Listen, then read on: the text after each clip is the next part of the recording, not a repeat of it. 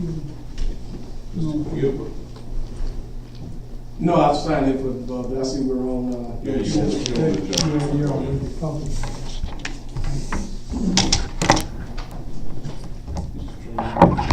Yes, I do believe to amend the agenda for today. Item number 7, Hampton Place water issues have been settled, and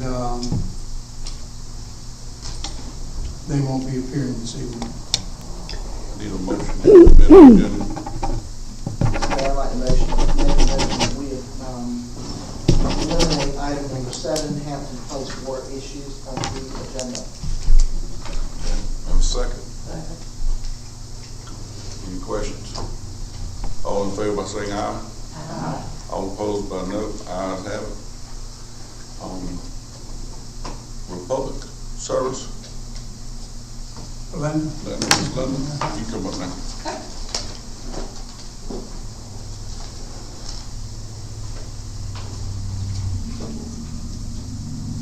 Appropriate. it's fine. Yeah, that's good right there. Okay. Mr. Mayor, Board, Town Manager, thank you so much for putting us on the agenda this evening and a chance to come here and speak. My name is Melinda Barkley. James Jeter is the Operations Manager for our facility out of Bishopville. And we had an honor coming to meet the Town Manager and some of the staff last week to go over some of the items in preparation for being here tonight to talk about some of the service hiccups that we've had during the month of December, January, and the beginning part of February. So just wanted a chance to be in front of you and to talk openly about some of the situations that we encountered, the things that we have done to put a stopgap measure in place to kind of prevent those from going forward. And I feel that our meeting that we had with town staff went very successfully, and we were able to execute some of those items that we put in place to rectify this. So if you have any particular questions or anything that we can add in addition, either myself or James from an operations standpoint would be happy to. Questions? What measures have you put in place to get the trash picked up in a timely fashion?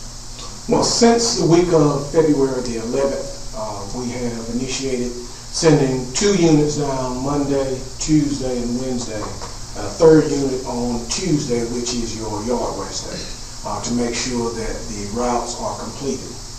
Also, the week of the 11th, our company has incorporated a technology called Connect, which gives us GPS, satellite, and 2-way communications with our drivers so that we can track them in real time to see what, where they're servicing, if they've missed streets. Also, we have 2-way communication with the ladies in the water department.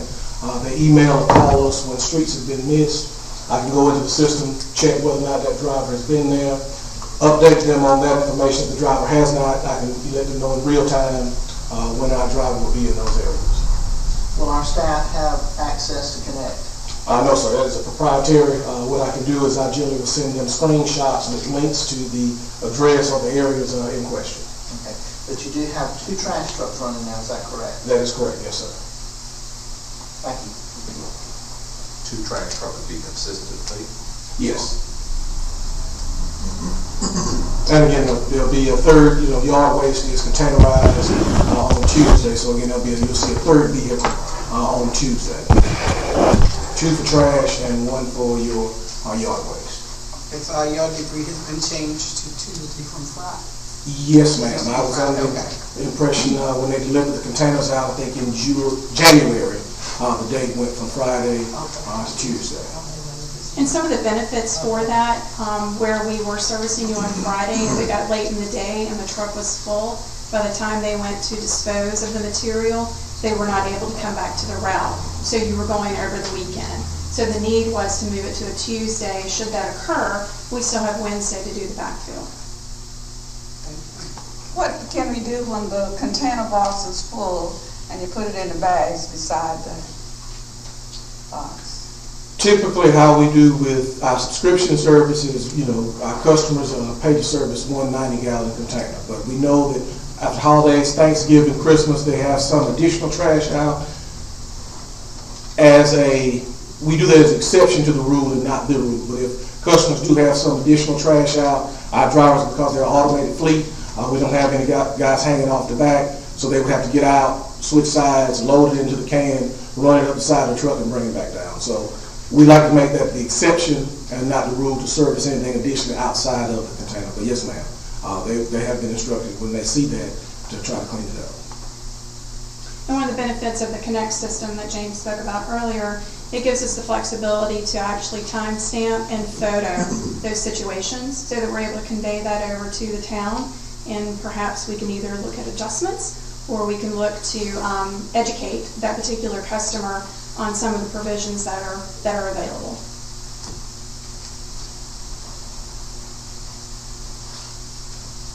Any more questions? Thank you very much, Melinda. Thank We you. appreciate your time. Thank you. Thank you. Bernard, do you want to read the proclamation?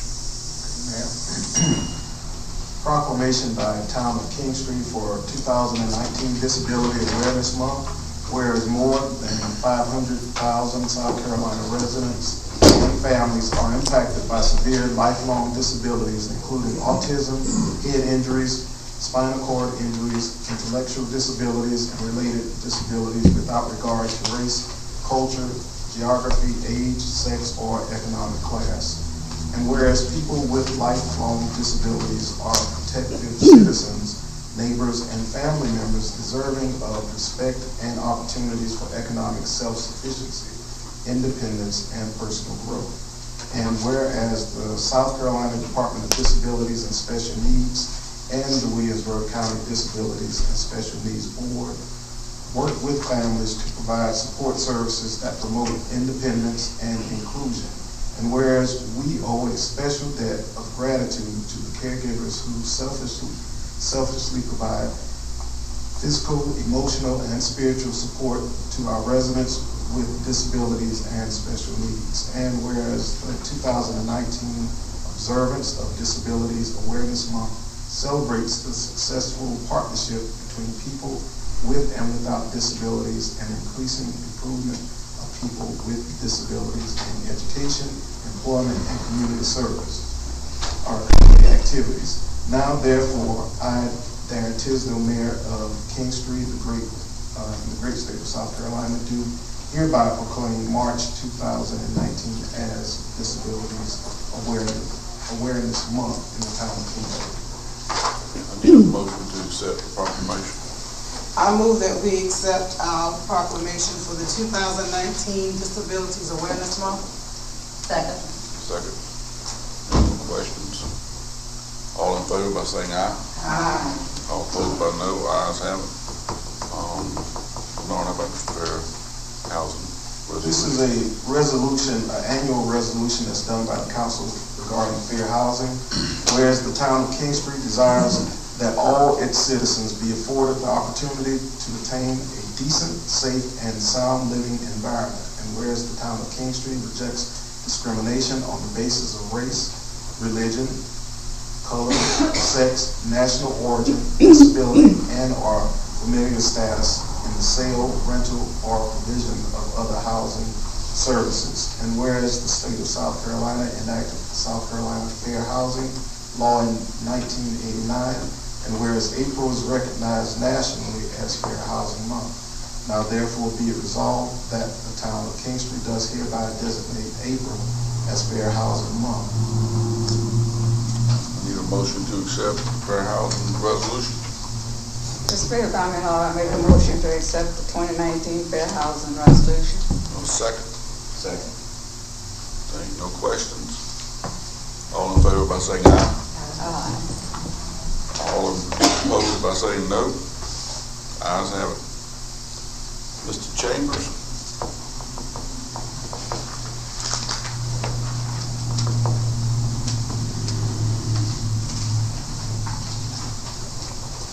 Explain this ordinance. Yes, sir. Good evening, Mayor, members of council.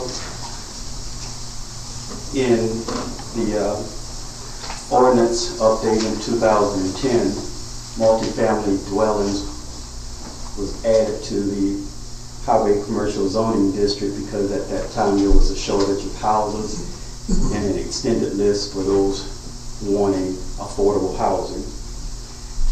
Bring it up to date, 2018-2019, the need for commercial property is also lacking, and therefore we are requesting to make a text amendment to the location of multifamily dwellings inside the highway commercial zoning district.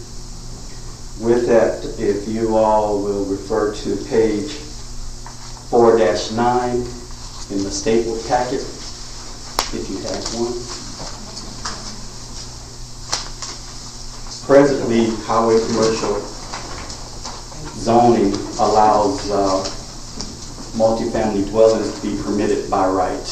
With this text amendment, the multifamily would be located in the highway commercial district not to exceed 10 dwelling units per lot, and the buildings containing multifamily dwellings shall not be any closer than 100 feet from any other building containing a multifamily.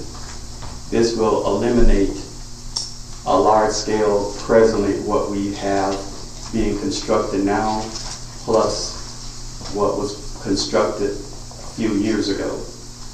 Again, at the time of zoning, those units were permitted by right.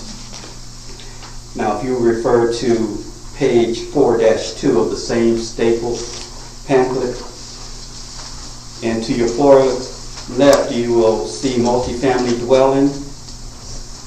And if you would go over to your right, it will be indicated under HC, which represents highway commercial districts. You have a P, which stands for permitted by right, and then when you have an S, what we're also requesting, when I say we, the Planning Commission makes this recommendation, and the S will mean that the applicant will have to go before the Board of Zoning of Appeals and request a special exception permit. So outside of limiting the number of units and the distances from any other building, the Board of Zoning could also request additional requirements. And again, the Planning Commission, which met February 19, 2019, has forwarded a recommendation, which each one of you should have in your staff report, and they are asking council to accept the first reading of the text amendment limiting the use of multifamily dwelling units in the highway zoning commercial district. Thank you, Alan.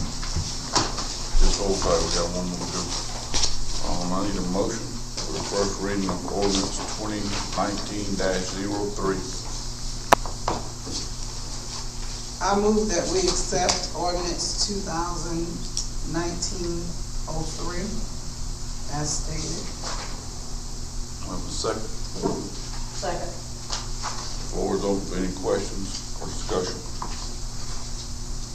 Alan, I didn't have one of these in my packet. I would like to have one. Okay, I'll get you one. I just didn't make enough copies. I thought I put one on the edge of your desk there. I don't believe There it is. Monica got one either.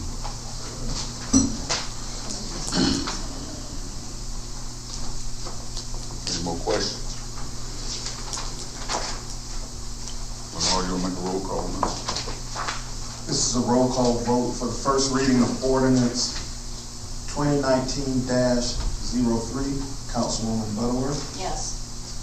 Councilman Williams, Yes. Councilwoman Murdoch, Yay. Councilwoman McCullough, Yes. Mayor Pro Tem Hammond, Yes. Councilwoman Kelly, Yes. Mayor Tisdale. Yes. Time we can go around too. Yes, sir. Many of you might be familiar with the norm now, or short-term rentals. And short-term rentals, you might be familiar with VRV, AirRV, but they're becoming very popular where property owners rent out their homes to other individuals. There are a few of that activity that's going on now in the side of the town of Kingstree, and we do not have a zoning permitted to allow such use. And again, the Planning Commission met on February 19, 2019 to ask that council give the following recommendation to adding short-term rentals, one as a definition and as a use to be permitted within the town. I think you have a single sheet outlining short-term rentals.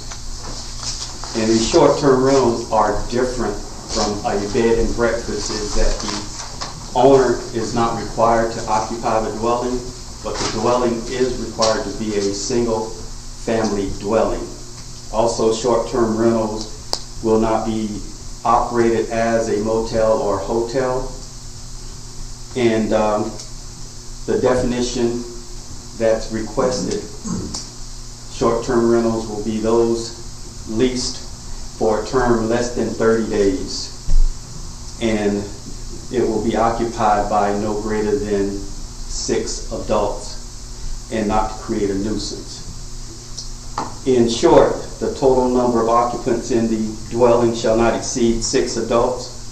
The operator shall comply with all tax, business licenses, renewal collection, and off-street parking requirements shall be in compliance, and the single-family residence shall remain in character with no exterior alterations to the building other than those necessary to meet the building and fire codes, property maintenance standards, and assure that the safety of the structure shall be allowed for the purpose of accommodating the use.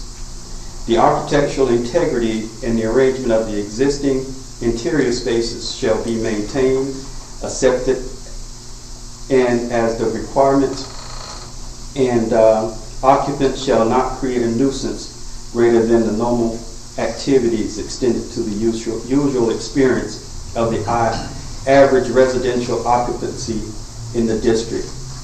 No signs indicating availability or vacancy shall be located anywhere on the property.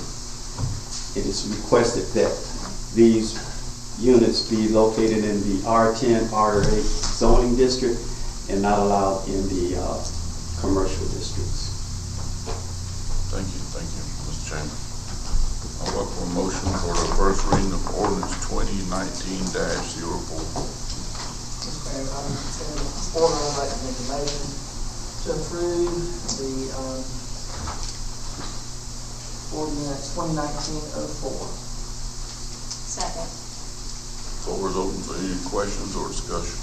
For clarification, these dwellings, Mr. Chambers, these dwellings are like the Airbnb, right? Correct. That's the conversation. Okay. Any more questions? Bernard, take a roll call. This is the first reading of ordinance 2019-04. Councilwoman Butterworth. Yes. Councilman Williams. Yes. Councilwoman Murdoch. Yay. Councilwoman McCullough. Yes. Mayor Pro Tem Hammond. Yes. Councilwoman Kelly. Yes. Mayor Tisdale. Yes. Unanimous. Mr. Train.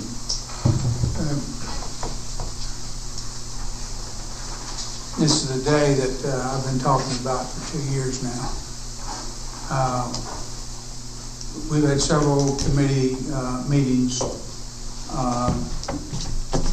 picking out a firm that would build our police and fire department.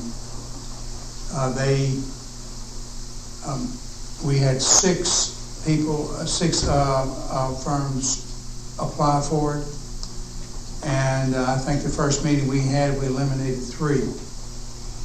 And the second and third meeting, we had 2 more meetings and we eliminated 2. This is a design and build team, and they're going to do both.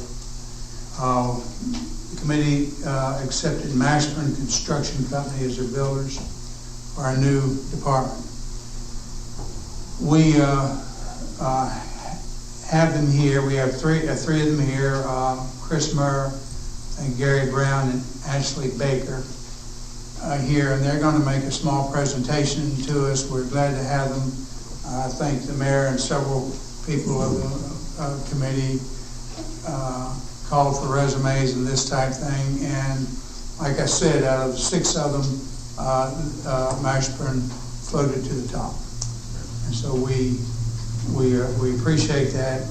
And if you all want to step forward and make a presentation, I know you have some things you want to hand out to the council.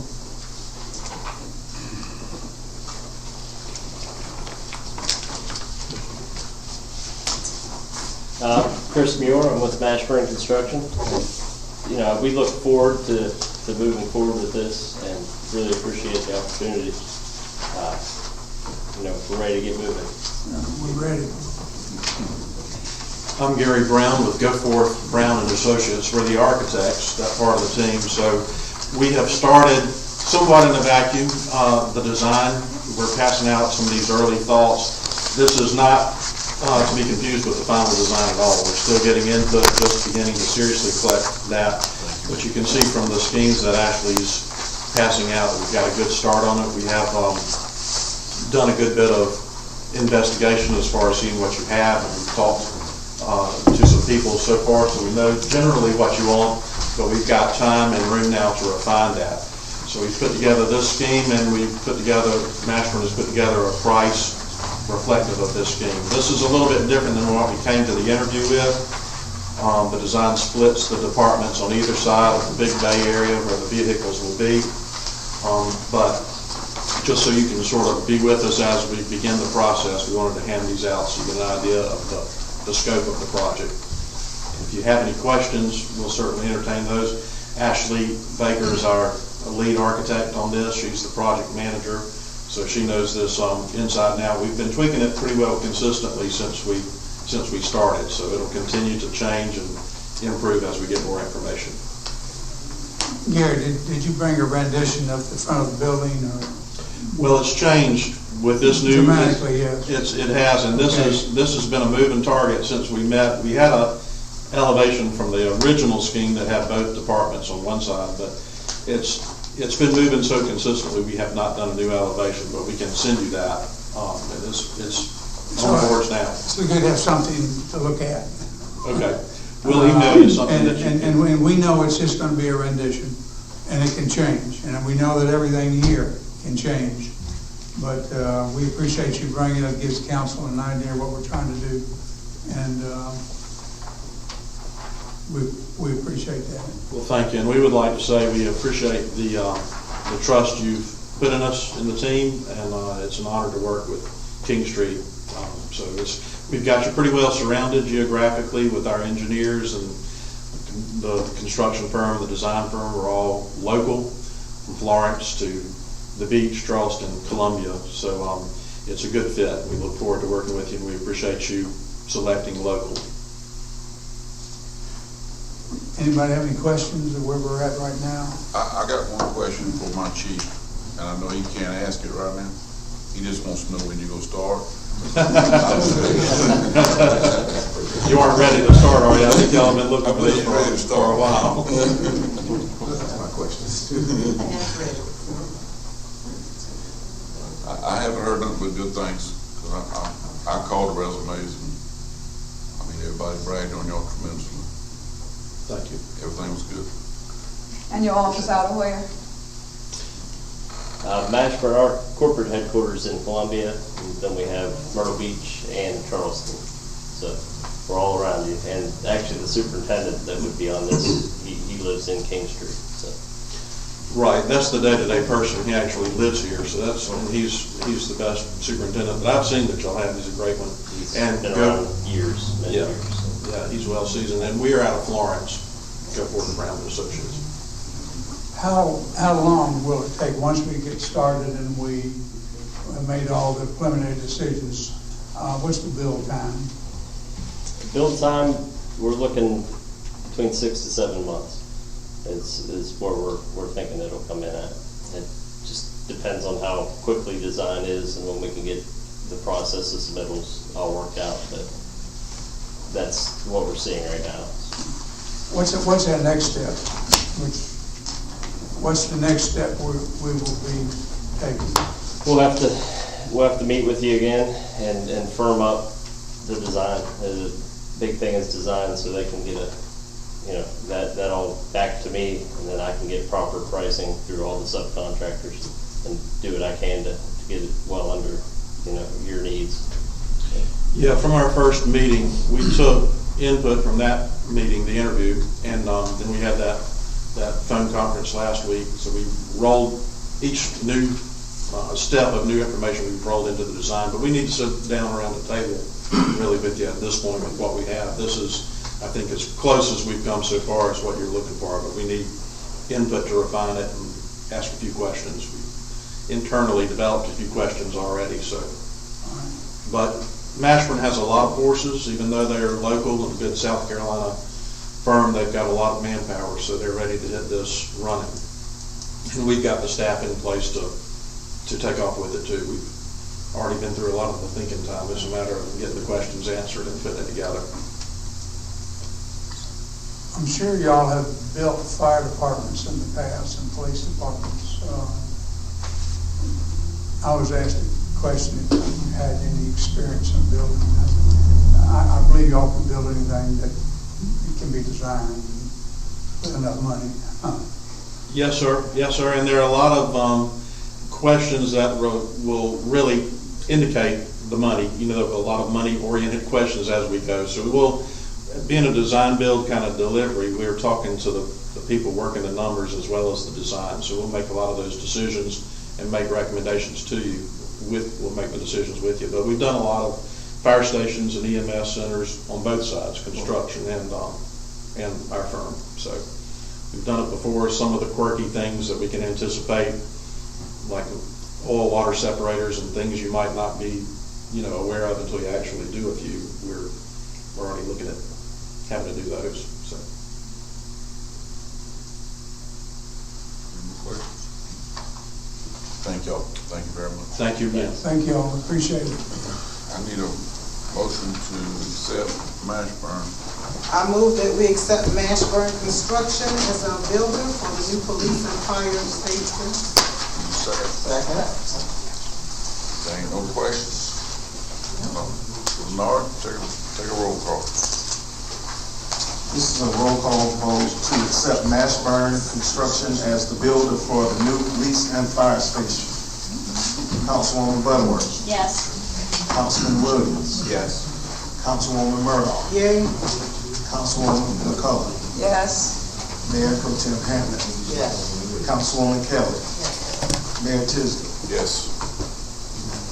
Mr. Trini, do you want to give some information on the Yes, I do. We're making an application request from CDBG. We've been working on a project. We're calling it the North Jennyville project, but it's actually on the other side of Jennyville, but we're heading north up into our franchise area. It's there's several housing units right now. We have about 61 signed up or interested in it, 61 customers, and we hopefully will get about 10 or 15 more. And so we're making an application to CDBG for, it's coming in right now at $9,994,261.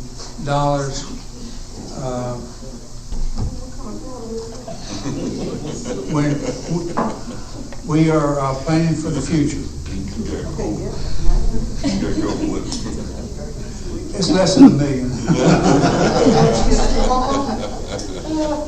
But I just want to let y'all know that we have applied for it.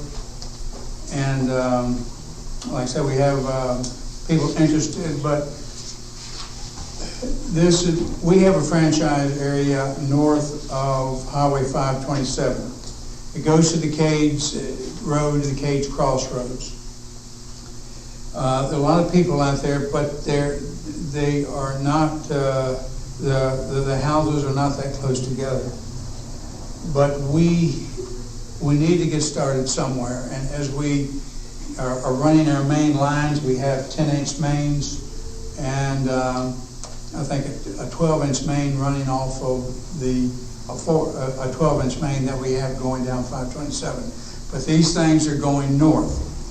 We want to have plenty of water so that we can expand our system through here. Back when I was in the county, we planned for this to happen. We were given, the town of Kingstree at that time was given a franchise area, and we're working it. Now, this is only a request for an application with CDBG, but this is what we're trying to do. The engineering work has been done on it. This is what CDBG is in existence for, to help run these mains in the areas that otherwise wouldn't have good water. As you all know, there is a problem with the water out there. It's not high quality water, and these people have been asking for some time. So I just want to let you all know that we are applying, making a request for application. And if you hear anything about it, this is what it's all about. But it's, like I say, it's less than $1 million. If we can get it, that's good. It'll help us so we can go to our next phase. Explain number 14, grants. All right. The 2 USDA grants that we're applying for, the first one is for the fire department. It's $68,742.16. Chief is asking for a runaround truck for office furniture, stove for the kitchen, an extractor for washing bunker gear. Of course, this stuff will be to be used in our new building. The USDA grant is for $50,000. Our part of it is $18,000. I believe that's already built into the budget for this coming year, this part of it. The second part is for the recreation department.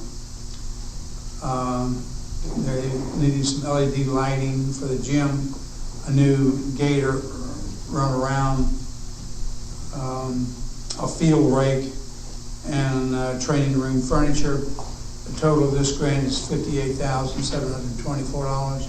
USDA is $44,043, and our portion of it is $14,681.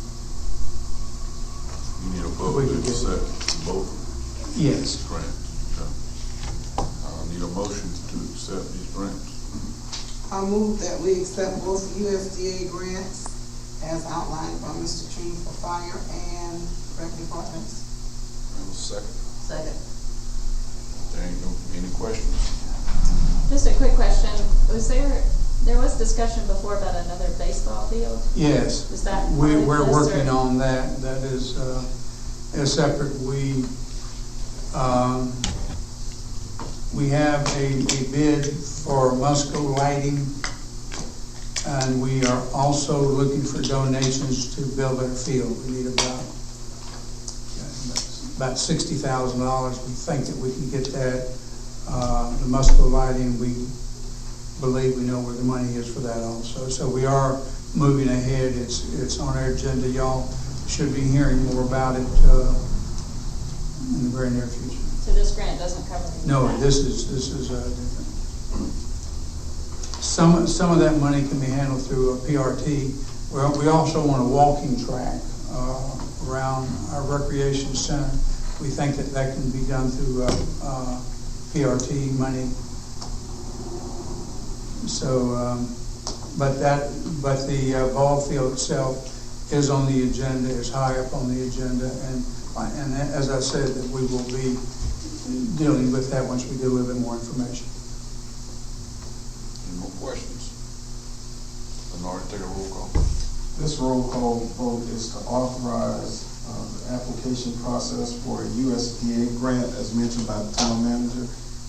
Councilwoman Butterworth, Yes. Councilman Williams, Yes. Councilwoman Murdoch, Yay. Councilwoman McCoy, Yes. Mayor Pro Tem Hammond, Yes. Councilwoman Kelly, Yes. Mayor Tisdale. Yes. Unanimous. Mr. Williams? Don't stand behind those 2 before, we won't be able to see you. Losing too much weight. Good evening, council members, mayor, Mr. Tree. I'm here tonight to give you all an update on Main Street.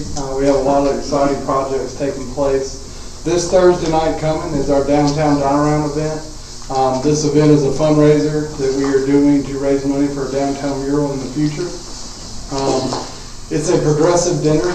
We'll have different stations that will offer food and beverages. We're really excited. We're going to have tables set up in the street closed down. We'll have live music playing. It's just a good time to come out. There are, I think, about 8 tickets left. They are being housed at the Beehive Gifts, if y'all know anybody that still wants one. We only sold 120 tickets because of the food, so only having 8 left is really good, I think. The next event that I just passed out that our promotions committee has come up with that I'm really excited about is an Easter event. It's called Kingstree Extravaganza. And this is actually a week-long event. It's going to start out on Saturday, April 13th. We will have the Easter Bunny to take pictures with all of our citizens that want to. We'll have a professional photographer on site free of charge to all citizens to have their pictures taken. We will have a large Easter egg hunt in downtown. Our eggs will be filled with prizes of all sorts and money. One of my fondest childhood memories in growing up in Conway was an Easter egg hunt where you found money. Just dollar coins. And so I thought it was a neat way to get that involved because kids, love money. Just ask mine, he's got all of mine. So after that, we'll have fun games, face painting, and of course shopping will be taking place. The really cool thing about this event is it's going to start a Kingstree shopping extravaganza. For the whole week from the 13th to the 20th, I think that following Saturday is, we're asking all of our downtown merchants and our outside merchants that want to participate to donate gift certificates. And what we're doing is we're taking about 300 Easter eggs and we're going to stuff these Easter eggs with these gift certificates. Now, not all of them will be winners. We will have some with just candy in it. But I'll take these eggs and I'll mix them up and I will take a basket of Easter eggs to all participating parties. So when you go into, let's say, the Paisley Pearl and spend money during this week, you'll get to draw an egg. If you open that egg, you might get $10 off to Pollyanns or $10 off of Artsy Cakes. So it's kind of cross spending, kind of spend a little bit to get a little bit. So we're really excited about this event to be able to support our downtown merchants. So that will happen April 13th through the 20th.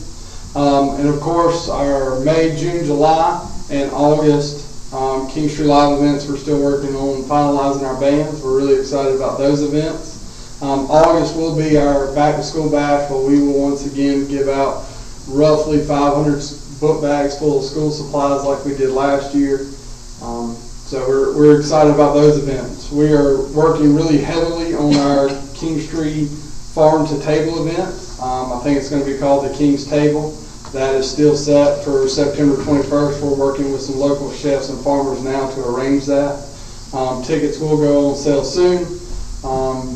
We're really excited about that event to be able to showcase Williamsburg County farmers and Williamsburg County chefs right here in Kingstree. Our goal is to set up a really long farm table, either along Main Street or Short Street where the depot is, and have a family-style dinner with, the Kingstree family that will participate. So we're really excited about that event. We're working really hard on getting bids, to get the literature ready for bids for your flower baskets to be hanging on each pole in our downtown community. That'll hopefully going out this week. We had a little logistics problem. They're supposed to go out today, but I'm still waiting on the dimensions of the brackets so that I know what size we have to order so that we can bid that out properly. We're also working on the logistics of downtown music. Once all that is settled, we should be going out for bid on both of those projects within the month. So we're really excited about all the great things that are going on. I'd like to tell y'all that I could not do this without my committees. They are the backbone of this. They make me look good. So So if y'all know anybody on any of my committees, please thank them, because they are tremendous. And the reason that we're able to move so fastly and move forward with downtown Kingstree is 100% because of them and because of y'all's support. So thank y'all. If y'all have any questions. William, what is your plan in the future from the train track to IGA? So I'll talk about plans as in my dreams, just because until they come. We need to, if we don't do nothing but put trash cans alongside that road. Yes, sir. We need to do something from the train track to IGA. So my goal is, and we're actually talking with an arborist now, is to work on a design for our Main Street to where when we start for the future planning, that we're planning for the next 10 to 15 years. So we're working with an arborist because I'd really like uniform trees all the way down our Main Street. I think that's the first step. Our second step is we're also working on logistics of additional banners to go on the other side of the tracks. I'm working on funding now to get some benches and trash cans for that side of the track as well. And just so y'all know, that did remind me, thank you, sir. We have 2 more benches that'll be ordered this week. One was donated by Links. It's a women's group here in town, and the other one by DSM. So we're really excited about those 2 benches that'll be added to the arsenal of sitting places in our town. But we are very, very proactive when it comes to wanting that side of the town done, that side of the track, excuse me, because we want it uniform. We want our Main Street from the river to FTC to really welcome people into our town like it should. So that is definitely in our future plans. Now, I know we're already started to plan for our Christmas decorations. You want to say a few words about that? I can. We are really excited about the potential that Kingstree has to show up and show out this year with Christmas lighting. I actually have a call into a company that we are trying to work with, and he is getting me a scheduled date that they can come and meet with some of our design team and Mr. Treem about getting things ready for Christmas this year. Our goal is to not only have what we've had before, but giant ornaments in our medians and a Christmas village where kind of a photo opportunity and a welcome site to Kingstree, a big place where we can have a really nice big tree, whether it be real or fake, and have a giant ornament as a walk-through welcome area. So our goal is to really kind of show out this year. We want string lights from the top of the trees and really show off our best qualities in town with Christmas decorations. And with that, can we remember to have an alternative event in case of inclement weather, cancellation of 2 parades? Yes, ma'am, we definitely can. Okay. Any more questions? The banners look, Go ahead. the banners looks real good, but as you stated, it will help out on the other side of the track, at least as far as IGA, because there's a lot of question, we go a little bit further than the railroad. Yes, ma'am, and I'll say one more thing to that. Our starting point with this whole project is downtown in that Common Core Commercial District, but that's not where we're stopping. Our goal is the entire town. We just had to have a starting point, so we're going to start gradually growing out, and soon we'll encompass the whole town. Not just Main Street, but Long Street and Nelson Boulevard, the whole 9 yards. It's a lot of traffic is toward that IG, as you're aware of. Yes, ma'am. Heavy traffic on that end. Yes, ma'am. And we do have a lift now. Yes, We have sir. a bucket trailer. Yes, sir. Okay. We have a lot with our projects. We do. We have a new 40-foot lift tow behind that the street department is housing, and it is going to be very wanted and very needed for our future to be able to do the things that we need to do to make it look good. So it's going to be a happily welcomed addition to the town's arsenal. All right. Thank y'all. Thank you, William. Mr. Treem, you got anything else? That's it. Good. Any comments? Good. No, I'm good. Ms. Butterworth? Not much really, no complaints or negativity. I've heard some positive comments about the banners, of course. They look great. just excited about all the downtown